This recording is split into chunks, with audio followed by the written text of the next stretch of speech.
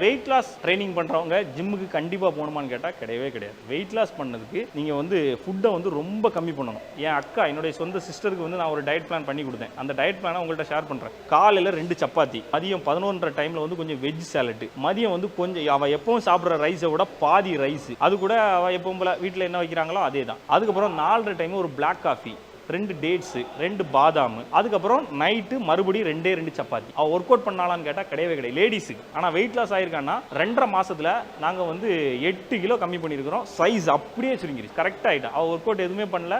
ஏற்கனவே இருந்த ஃபுட்டை வந்து அப்படியே கம்மி பண்ணி ஸ்நாக்ஸு அது எல்லாத்தையுமே கண்ட்ரோல் பண்ணி இந்த டயட்டை தான் ஃபாலோ பண்ணியிருக்கிறோம். எல்லாருக்கும் இருக்கிற ஒரு பெரிய பிரச்சனை, ஃபஸ்ட்டு ஜிம்முக்கு போயிட்டு அந்த சரௌண்டிங்கை பழகுங்க. எடுத்த உடனே போயிட்டு வெயிட் அடிச்சுட்டு 4 நாள் வருவான், வெயிட் அடிப்பான், அந்த அவ்வளோதான். 4 நாளைக்கு அப்புறம் ஜிம்மு பக்கமே கிடையாது. ஜிம் வந்து எப்படி எடுத்துக்கணும் அப்படின்னா, அது வந்து உனக்கு வந்து ஒரு 1/2 மணி நேரம் டைம் பாஸ் பண்ற ஒரு இடம்னு வச்சுக்கோ. அப்படி வச்சுக்கோ. டெய்லி அங்கே வந்து நீ கம்பல்சரி போய் உன் மைண்டை ரிஃப்ரெஷ் பண்றதுக்கான இடம்னு வச்சுக்கோ. அப்போ தான் அந்த இடம் உனக்கு பழகும்.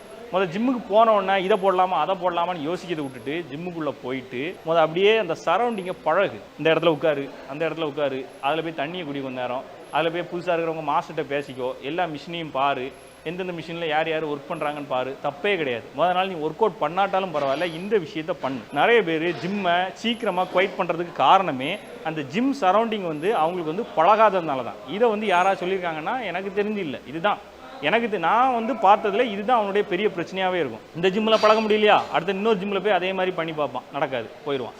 ஆனால் ஜிம்மில் ரொம்ப நாள் இருக்கிறான் பாரு, அவனுடைய விஷயத்தை நீ பார்த்தனா உள்ளே போய் புதுசாக ஒரு ஃப்ரெண்டு கிடச்சிருப்பான், அவன் கூட கை கோர்த்துருவான், தொடர்ந்து பண்ணிக்கிட்டே இருப்பான். இவா இதுதான். அதனால நீ முதல்ல அந்த சரௌண்டிங் போயிட்டு அந்த சரௌண்டிங்கை பழகிக்கும். Okay, done. இன்னொன்று, பிகினர்ஸ் எப்படி ஒர்க் அவுட் பண்ணலாம் அப்படின்னா ஸ்லோவாக பண்ணணும். எந்த ஒர்க் அவுட் பண்ணாலும் ஸ்லோவாக பண்ணணும். ஒர்க் அவுட் வந்து எப்படி படிக்கலாம், யூடியூப்ல படிக்கலாமா, அதில் படிக்கலாமா, யூடியூப்ல படிக்கலாம். நல்ல ட்ரைனர்ஸ் சூப்பராக நிறைய சொல்லி கொடுத்துட்டு இருக்காங்க. அதை பார்த்து அதே மாதிரி பண்ணணும். நாம பண்ற தவறு என்ன இருக்குன்னு தெரியுமா? யூடியூப்பை பார்ப்போம், பார்த்துட்டு இங்கே வந்து பண்ணுவோம், இங்கே வேற ஒருத்தன் சொல்லுவான், அந்த குழம்புவோம். இதுதான் நம்ம பண்ற தவறு.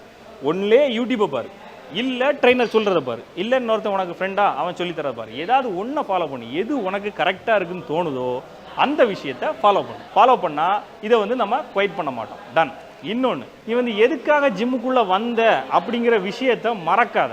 அதை எப்போவுமே வந்து ஞாபகப்படுத்திட்டே இரு. எனக்கு இந்த மாதிரி ஒரு ஃபிசிக்கை பார்த்து நீ அந்த ஃபிசிக்கை ரெடி பண்ணணும்னு வந்திருப்பேன். அந்த ஃபிசிக்கை வந்ததுக்கு அப்புறம் இதெல்லாம் நடக்காதரா அப்படின்னு எவனா சொன்னால் கேட்காத. நான் சொல்கிறது எப்போவுமே இதுதான். என்னது, உன்னால் ஓட முடியும்னா ஓடு, நடக்க முடியும்னா நடந்து போ, ஊந்து போக முடியும்னா ஊந்தாச்சும் போ. உன்னால் அந்த அர்னால்டு லெவல் எட்ட முடியலையா, அர்னால்டோட கொஞ்சம் சின்ன லெவல், அதோட கொஞ்சம் சின்ன லெவல், ஏதாவது ஒரு லெவலை நம்ம உருவாக்கிடணும். குவைட் பண்ணக்கூடாது. ஓகேவா? இங்கே என்னன்னா அது மட்டும்தான், அது இல்லைன்னா இல்லவே இல்லை. அந்த இதில் சொல்லுவாங்களா, ஒன்லே அடித்தா மொட்டை, இல்லை குடுமி, அப்படி இருக்கக்கூடாது.